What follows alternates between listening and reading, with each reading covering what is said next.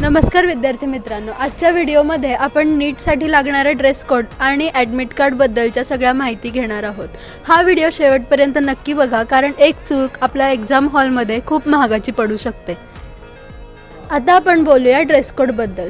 तुम्ही मोठे एम्ब्रॉयडरी असलेले ड्रेस घालणे टाळा। त्याचबरोबर फिक्या रंगाचे टी शर्ट्स किंवा कुर्ती तुम्ही घालू शकता। पॅन्ट्समध्ये तुम्ही ट्राउझर्स, लेगिन्स या प्रकारच्या गोष्टी घालू शकता, परंतु जीन्स किंवा मोठ्या बटन असलेल्या पॅन्ट्स, मोठ्या पॉकेटच्या पॅन्ट्स घालणे टाळा।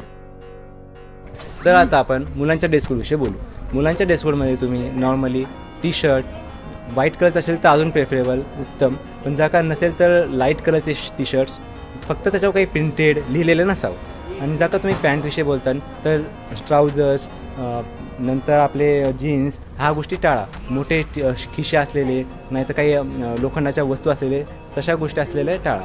नॉर्मल आपण नाईट पॅन्ट वगैरे असं जे यूज करतो त्या घालून तुम्ही जाऊ शकता। नंतर जर का तुम्ही ॲक्सेसरी घेऊन जात असाल तर त्या टाळा। तुम्ही कोणत्याच ॲक्सेसरी, कोणचीच वॉच हे घेऊन जायची गरज नाही। तिथे तुम्हाला वॉचेस हे ते टाईम अवेलेबल असेल। आता आपण बोलूया केसांबद्दल। केसांमध्ये तुम्ही मोठ्या क्लिप्स किंवा कुठल्याही मेटलच्या वस्तू केसांसाठी वापरू नका। त्याऐवजी तुम्ही हाय पोनी घालू शकता। केस मोकळे सोडायचे टाळा। त्यानंतर हातामध्ये घड्याळ किंवा कुठल्याही प्रकारचे ब्रेसलेट्स, पैंजण ह्या प्रकारच्या गोष्टी तुम्ही वापरू नका। कानात कुठल्याही गोष्टी घालू नका। आणि त्याचबरोबर शूज घालणे टाळा। त्याऐवजी तुम्ही स्लीपर्स किंवा चप्पल्स, बक्कल नसलेले चप्पल्स तुम्ही वापरू शकता। आता आपण वॉटर बॉटलबद्दल बोलताना अशा प्रकारचे ट्रान्सपरंट वॉटर बॉटल आपण वापरू शकतो।